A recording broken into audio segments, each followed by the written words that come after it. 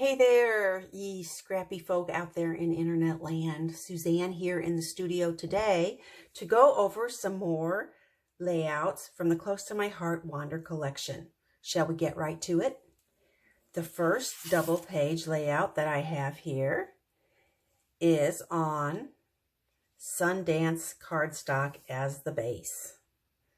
Then we have taken a piece of this iconic paper with the sun and the layers of landscape, and we've cut it into a 8.5 inch piece and a 3.5 inch piece and split it among the two pages. Then this 4-inch high stripe that goes along here is 3.5 inches on this side and 7 3/4, but I have made it into a fishtail. So that gives us some nice flow. Speaking of flow, can you see the sands shifting here? What I did, let me see if I can show you here. That's kind of hard for the camera to pick up. But I used the second piece of this paper and I cut the bottom off, and then I cut that into two pieces, and I have put the very bottom on with regular foam tape and then this top part on with thin 3D foam tape. And so I've got 3 layers here, and then I've kind of distressed the edges to give it a little more dimension.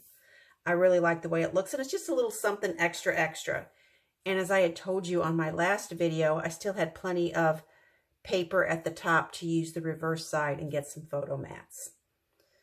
This is a fun sort of mix of photo sizes. We have a 5x7, a 3x4, a 4x6. And here, where there would have been a 4x6 or a 4x4, I have cut down a PML card and stuck it right there. Let me show you a couple of the clusters. Here on this one, we've got a nice chipboard frame backed by white, so I can add a little something there in writing. I've also got the water bottle layered with the camera, the X, and some glitter gems. I carried the glitter gems across the page, especially using this Keep Exploring flashlight sticker. And so I had, of course, to put some there, didn't I? And then some glitter gems around the sun and a few down here on this cluster. So you get a good look at that. As you notice, there are 5 elements in that cluster. Odd numbers are always good. And then a couple of the little gems, still ending up with an odd number of 7. So there is the first page. I like that a lot.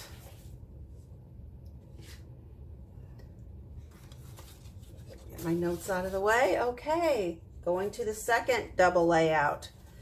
This one was a lot of fun. Here you will see that this photo is a feature photo because we have done a whole row of stickers down the edge. Isn't that fun? And then sort of to ground it or keep your eye from going all the way off the page, we've got a small row of the sticker that was the tree line. That same sticker continues on this other page, sort of drawing you in from both sides. Another cluster over here. See the detail of that. And here we've got a 3x3 photo on a 3 1/4 inch mat. Then we've got a 3x3 that will fit behind this chipboard mat. And then this would be a 4x6, which seems to have slidden off the page. I apologize for that. If you looked really, really close, you will notice that these are not absolutely symmetrical. This is a 4.5 inch piece of the icon paper. This is a 3.5. And then we've got 4 inches each of the blue and the 1/2 inch here. And so that leaves us with a little bit wider border here and gives these embellishments room to breathe. So what do you think of that? I'm really happy with how that turned out. Okay, at this point I was getting pretty low on paper, but I managed to stretch it by bringing in another piece of the mix in pad.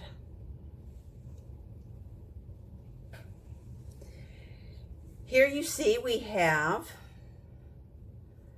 these are 9.5-inch strips that are 1 3/4 inch wide, and we have 5 on this page and 3 on this page.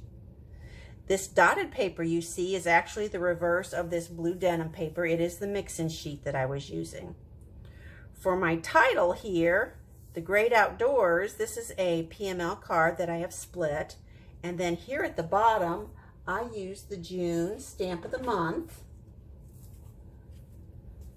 to stamp the Over the Hill and Through the Woods, using sapphire for the words and paprika for the little boots. And then I masked off, so because I only wanted 2 little boots there and not 3. Okay.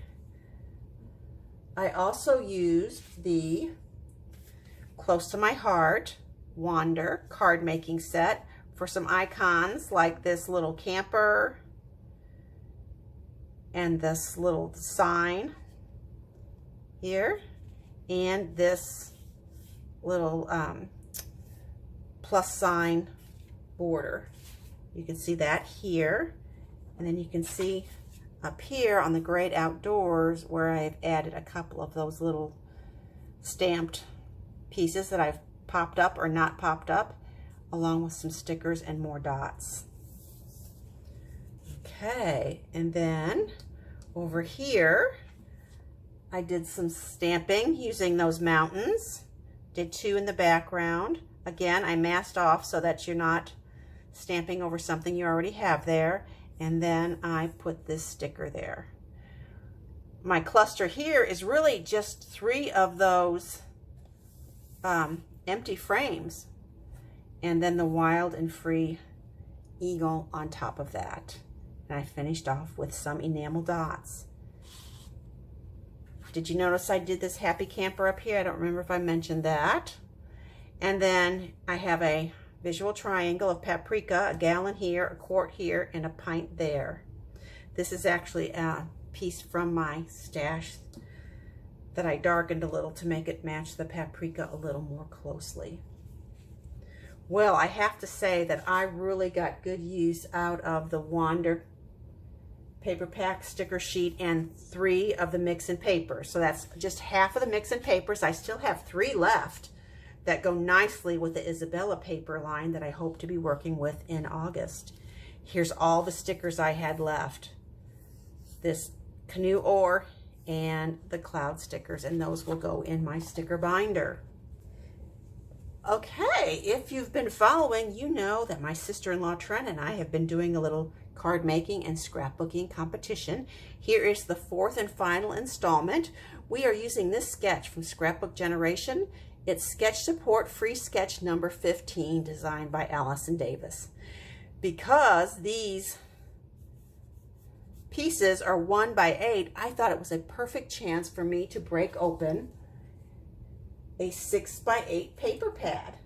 I don't usually buy 6 by 8, but I found this wonderful set of cardstock paper, plus the sticker sheet, plus the mixed bag of embellishments at Tuesday morning. The sticker sheet is really great. It's 6 pages of stickers, including alphabets and lots of travel stickers. I got all of that for just $11.99. What a deal, huh? So what did I make with it? Here is my final installment in the little competition we're having. I really like how this turned out. I started to look for a pale pink cardstock to use, but then I came across this mauve. This is My Colors cardstock.